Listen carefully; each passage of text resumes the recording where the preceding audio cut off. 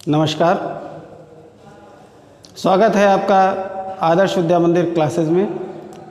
पिछले वीडियो में हमने देखा था कि जंतुओं में, जीव जंतुओं में और पेड़ पौधों में श्वसन कैसे होता है। आज जिस टॉपिक पे हमको डिस्कस करना है वो है मानव में श्वसन। मनुष्य में श्वसन की क्रिया किस प्रकार होती है। मनुष्य में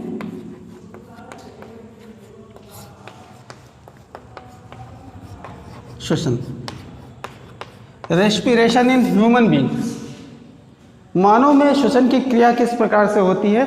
देखिए, जो स्थलीय जंतु है उनसे मनुष्य थोड़ा सा अलग है। सबसे ज़्यादा टिपिकल जीव माना जाता है मनुष्य, और जो मनुष्य की श्वसन क्रिया में सहायक चीज़ें हैं, ठीक है। श्वसन अंग मुख्य रूप से मनुष्य के जो श्वसन अंग हैं वो मुख्य रूप से फेफड़े होते हैं। इन फेफड़ों को सहायता देने के लिए कुछ अन्य अंग भी काम आते हैं। इसमें उनको हम इस आधार पर हम इनको दो भागों में बांट सकते हैं। एक तो है सहायक श्वसन अंग।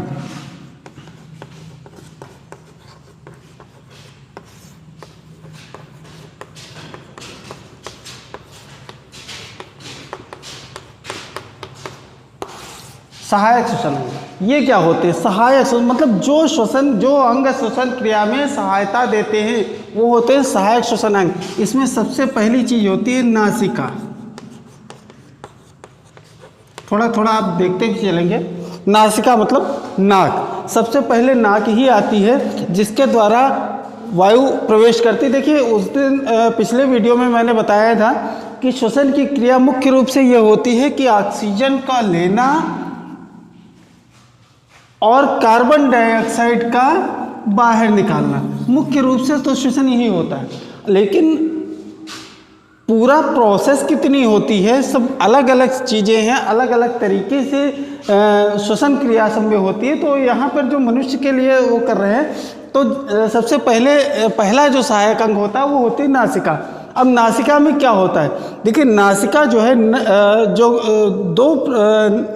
नासिका गुहा के द्वारा दो भागों में बटी होती है, और इस नासिका में जो होता है दो नासाद्वार होते हैं, दो छिद्र होते हैं जिनके द्वारा वायु अंदर प्रवेश करती है।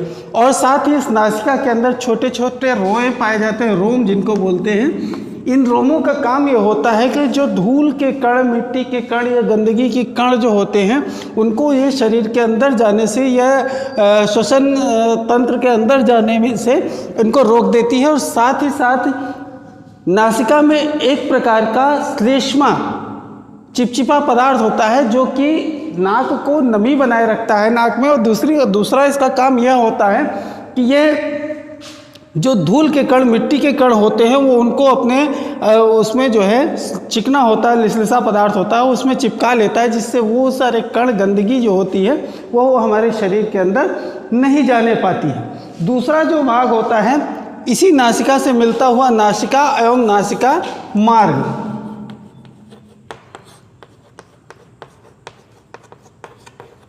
नासिका एवं नासिका मार्ग, ठीक।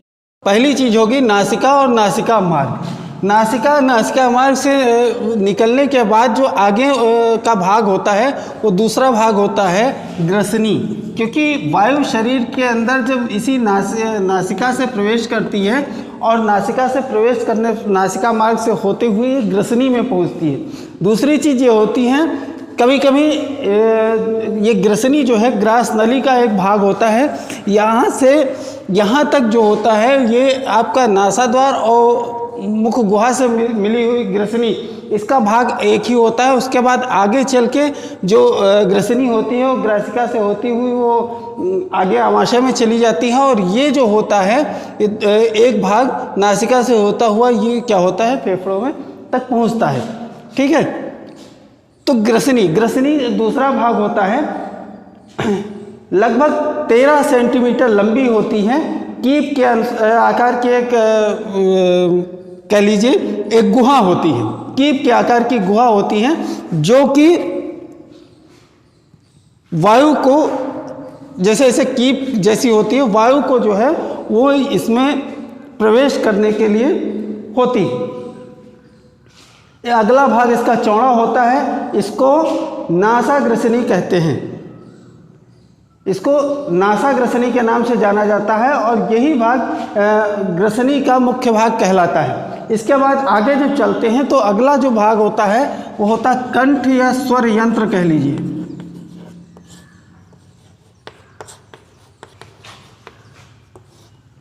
वोकल बॉक्स, स्वर यंत्र।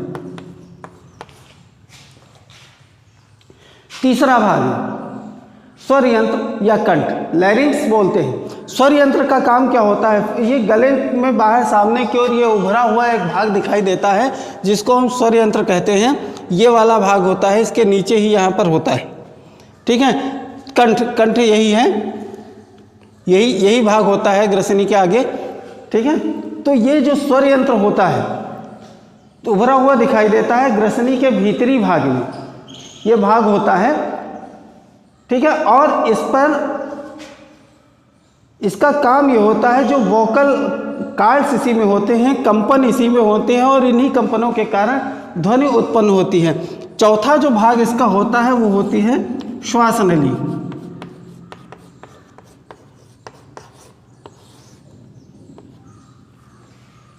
श्वास नली का काम क्या होता है? श्वास नली को कहते हैं ट्रैकिया और विंड पाइप। विंड पाइप भी हम बोल सकते हैं, इसको ट्रैकिया भी बोला जाता है। वायु इसी के द्वारा आगे फेफड़ों में गमन करती है, श्वास नली के द्वारा ही। श्वास नली में पहुंचने के बाद श्वास नली जो होती है 10 से 11 सेंटीमीटर लंबी होती है और 1.5 से 2.5 सेंटीमीटर, 10 से 11 सेंटीमीटर ये होती है लंबी, ये इसकी लंबाई होती है। और इसकी जो व्यास होता है, डायमीटर होता है, वो 1.5 सेंटीमीटर से 2.5 सेंटीमीटर तक होता है। ये वही व्यास होता है इसका, इस प्रकार की होती है। अब ये आगे जाके दो भागों में बढ़ जाती है, एक इधर इस फेफड़े में, दाहिने फेफड़े में, एक बाएं फेफड़े में, एक दाहिने फेफड़े में और एक बाएं फेफड़े में चली जाती है। तो श्वास नली जो होती है वो आगे जाके दो भागों में, वक्ष में आके दो भागों में बढ़ जाती, दोनों फेफड़ों में चली जाती है, ठीक है। ये जो होती हैं ये श्वसनिया या जो है ये देख रहे हैं, ये एक इधर एक इधर, ये दोनों जो होती हैं, एक ये दोनों श्वसनिया होती हैं, ठीक है, या ब्रोंकाई इनको बोलते हैं। श्वसनी जो होती है अपनी ओर फेफड़े में प्रवेश करने के बाद अनेक छोटी छोटी शाखाओं में विभाजित हो जाती है। ये देख रहे हैं, ये छोटी छोटी ऐसी थोड़ी सी मैंने बनाई है, पूरे फेफड़े में इसी तरीके से ये फैली होती है, छोटी छोटी और शाखाओं में बढ़ जाती हैं। ये जो शाखाएं होती हैं ये श्वसनिका कहलाती हैं। श्वसनिका से जब आगे बढ़ते हैं, श्वसनिका में विभाजित होती है और अंत में फेफड़े के जो वायु कोश होते हैं उन वायु कोशों में जाके ये समाप्त होती है, यहाँ तक ये पहुँचती है, ठीक है। और श्वास नली की भित्ति में 15 से 20, ये आप देख रहे हैं उपास्थि वलय बने हुए हैं, 15 से 20 तक उपास्थि वलय इसमें पाए जाते हैं। 15 से 20 तक उपास्थि वलय इसमें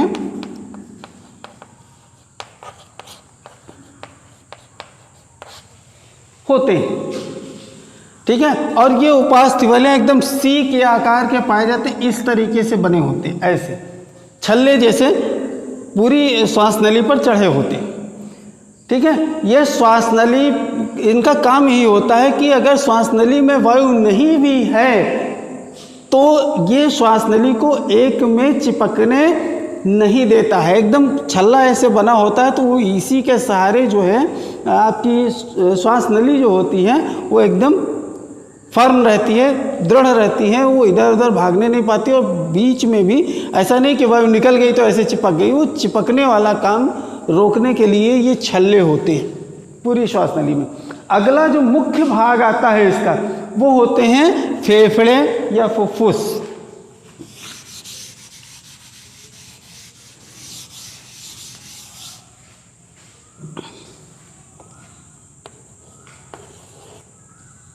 ये सहायक श्वसन अंग थे, ये मुख्य श्वसन अंग हो रहा है।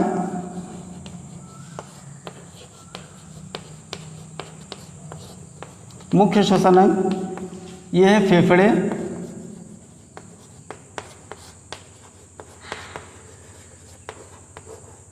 या फुफ्फुस।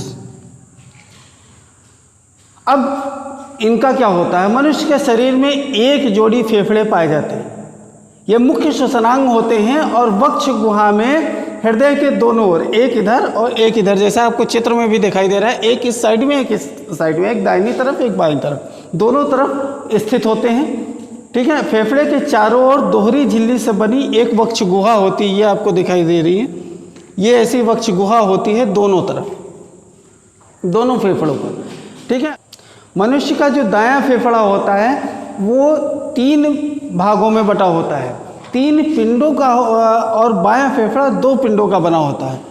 दाहिना फेफड़ा 3 पिंडों का, ठीक है, दाहिना फेफड़ा जो होता है वो 3 पिंडों का बना होता है, और बायां फेफड़ा जो होता है वो 2 पिंडों का बना हुआ होता है।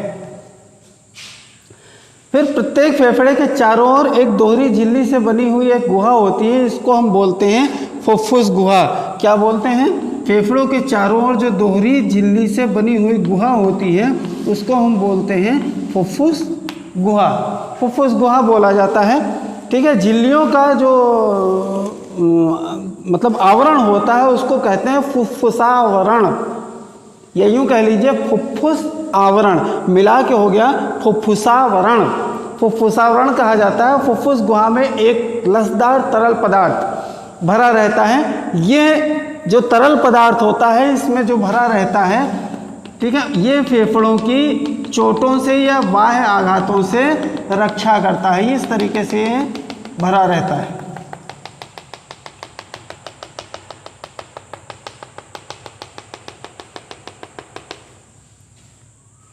तो ये फेफड़ों की जो है चोटों से और बाह्य आघातों से रक्षा करता है।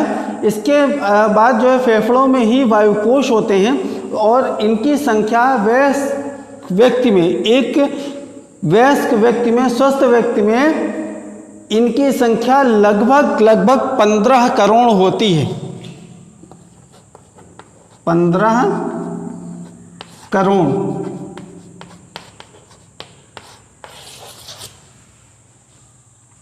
ठीक है भाई। जो वायुकोश होते हैं फेफड़े में, एक वयस्क व्यक्ति के फेफड़े में 15 करोड़ वायुकोश पाए जाते हैं। अब प्रत्येक वायुकोश में से जो वायु होती है वो श्वास नली से आती है। इसी तरीके से किससे छोटे छोटे पूरे जो है फेफड़े में फैले होते हैं। अब पूरी श्वास नली में से वायु आने के बाद इधर डिवाइड हुई तो पूरे में पहुंची, और इधर डिवाइड हुई तो पूरे में पहुंची।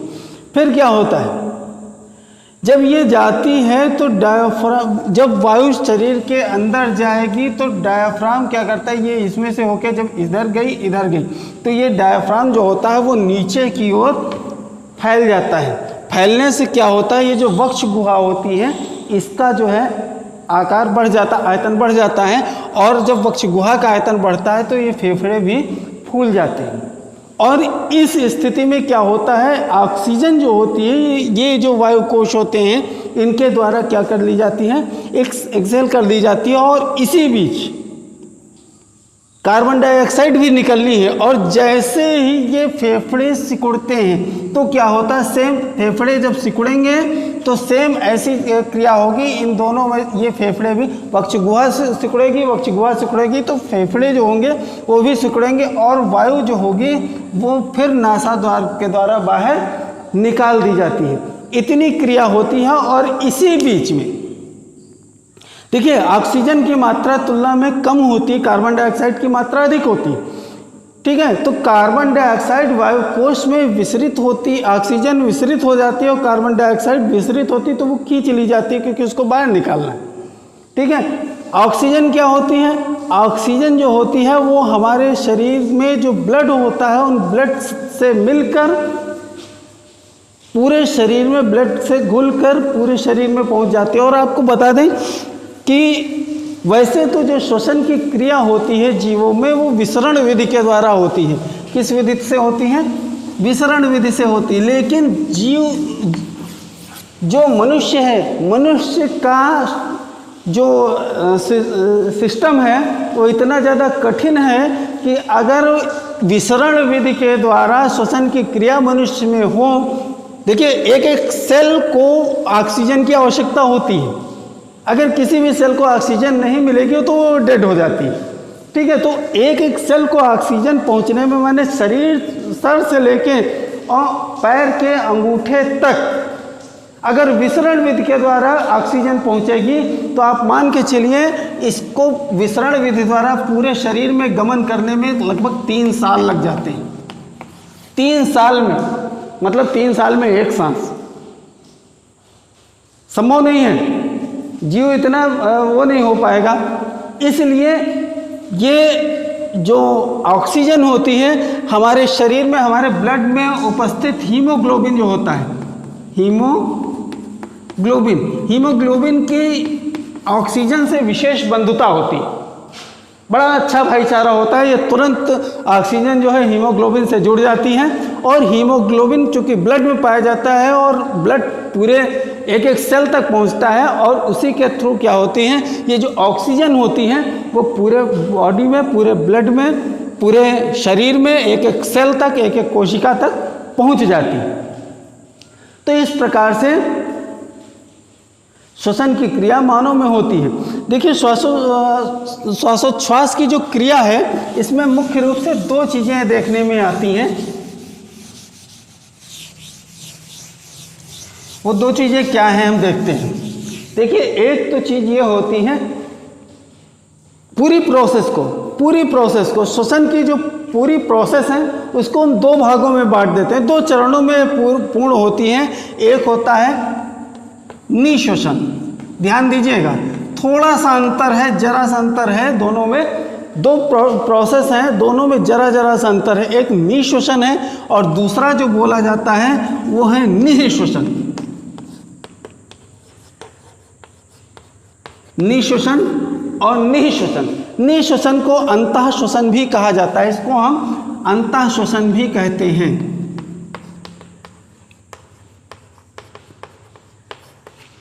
अंतः श्वसन का मतलब यही होता है कि इस क्रिया में पर्यावरण से जो शुद्ध वायु होती है वो ली जाती, फेफड़ों में पहुंचती है, पसलियाँ 2 जोड़ी जो होती हैं वो संकुचित होती हैं, फलस्वरूप बाकी जो पसलियाँ होती हैं वो क्या होती हैं, आगे की ओर आ जाती हैं, ऊपर की ओर उठती हैं।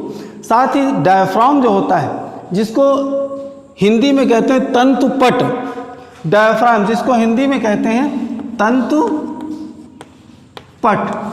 ये तंतुपट क्या होता है, तंतुपट जो है नीचे की ओर खींचता है। अब नीचे की ओर जब फैलेगा तो वायु अंदर भरेगी, वो नीचे की ओर फैलेगा तो क्या होगा, ये जो वक्ष गुहा होती इसका आयतन जो है बढ़ जाता है, जाहिर सी बात है, ऐसे वो चिपका रहता है। जब सांस अंदर को गई तो वो फैल गया, जब हम अंदर को सांस लेते हैं तो डायफ्राम भी फैलता है, डायफ्राम के फैलने से वक्ष गुहा का आयतन बढ़ जाता है। जब वक्ष गुहा फूलती है तो साथ ही साथ हमारे फेफड़ों में चूँकि हवा भरी होती है तो हवा भरने के कारण वह भी फूल जाती है, ठीक है, और फेफड़े के अंदर वायु प्रवेश कर जाती है। वायु के दाब को पूरा करने के लिए जो शुद्ध वायु है वो नासिका रंध्रों के द्वारा श्वास नली से होकर फेफड़ों में पहुंचती रहती है और वायु कोशों में भरी ऑक्सीजन रुधिर कोशिकाओं के संपर्क में आ जाती है और रुधिर के साथ वो पूरे शरीर में पहुंच जाती है। ये क्रिया होती है निःश्वसन की। दूसरी चीज होती है निःश्वसन। निःश्वसन का दूसरा नाम होता है उच्छ्वसन।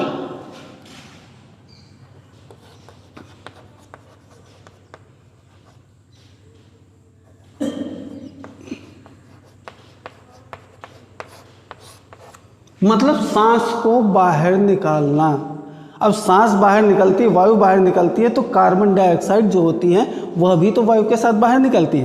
तो यही क्रिया होती है निःश्वसन में। निःश्वसन में क्या होता है, कार्बन डाइऑक्साइड युक्त वायु फेफड़ों से बाहर निकलती है। निःश्वसन क्रिया में पसलियाँ जो होती हैं, उपास्थि व तंतुपट पर वापस मतलब अपनी पूर्व अवस्था में आने का प्रयास करती हैं, कह लीजिए कि आ जाती हैं। और जब आती हैं तो फिर क्या होता है, जब डायफ्राम ऊपर की ओर उठेगा, फेफड़े सिकुड़ेंगे, वक्ष गुहा का आयतन कम हो जाएगा।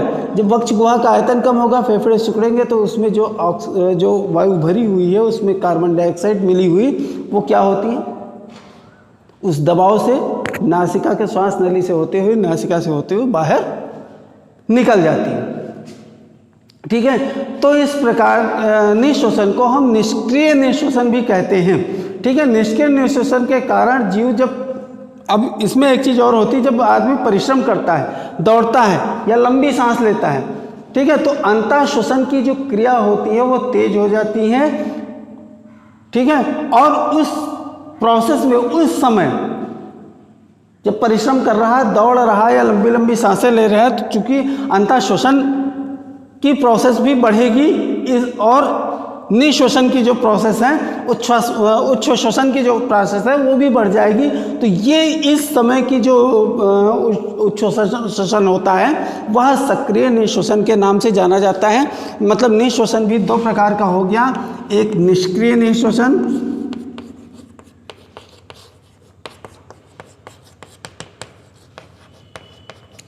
और दूसरा होता है सक्रिय निःश्वसन।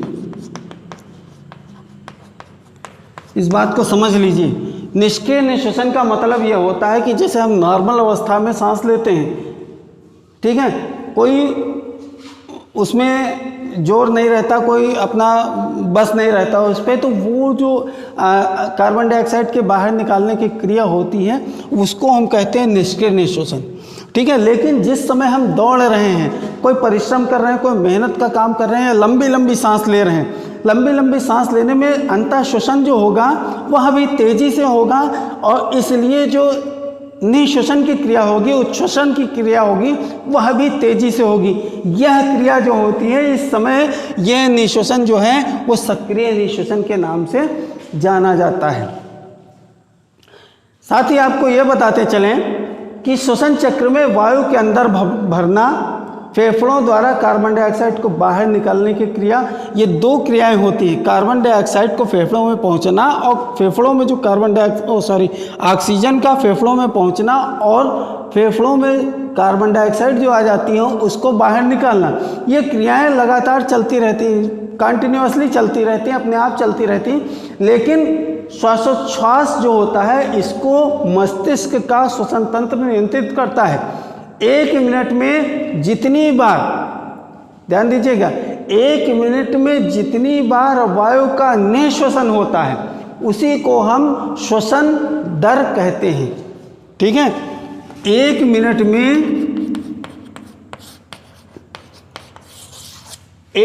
में जितनी बार वायु का निःश्वसन होता है उसी को हम श्वसन दर या श्वासोच्छ्वास दर कहा जाता है। सामान्य जो परिस्थिति होती है उसमें एक मनुष्य की श्वसन दर 15 से 18 बार प्रति मिनट होती है। सामान्य अवस्था में बिल्कुल स्वस्थ व्यक्ति है अगर, ठीक है, तो 15 से 18 बार प्रति मिनट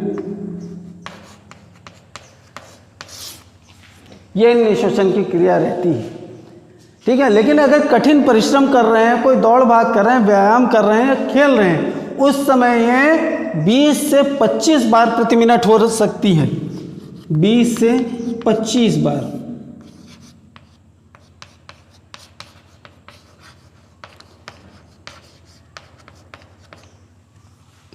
बीस से 25 बार प्रति मिनट हो जाती है। और एक विशेष बात यह है कि जैसे जैसे हम समुद्र तल से ऊपर की ओर जाते हैं घनत्व तो कम होने लगता है, वायु का घनत्व तो कम होने लगता है, इसलिए उसमें उपस्थित गैसों का जो वायु दाब होता है वो भी कम होने लगता है। इसीलिए पहाड़ों पे चढ़ते समय जैसे जैसे ऊंचाई बढ़ती जाती है ऑक्सीजन की कमी होने लगती है, कमी होती जाती है और मनुष्य की सांस फूलने लगती है, जिसके कारण श्वसन दर जो होती है वहाँ पे बढ़ जाती है। तो इस प्रकार से आज के इस टॉपिक में हमने ये देखा कि हम जो श्वसन की क्रिया करते हैं वो नासिका के द्वारा करते हैं, नाक से श्वास लेते हैं, नाक से सांस लेने के साथ साथ ये श्वास ग्रसनी और श्वास नली से होती हुई ये वायु जो होती है श्वसनी में पहुंचती है, श्वसनी से श्वसनिकाओं में पहुंचती है और श्वसनिकाओं के बाद इन कोशिका कोशों में वायु पहुंचती है। ठीक है। और उसके बाद इस तरीके के जो वायु कोश होते हैं, फुफ्फुस जो होते हैं, वो इसको क्या करते हैं, शक कर लेते हैं। उसके बाद कार्बन डाइऑक्साइड जो यहाँ की होती है वो पुनः इसी मार्ग से बाहर निकल जाती हैं और इस प्रकार से ये मानव का पूरा श्वसन तंत्र काम करता है। आज के वीडियो में बस इतना ही। धन्यवाद।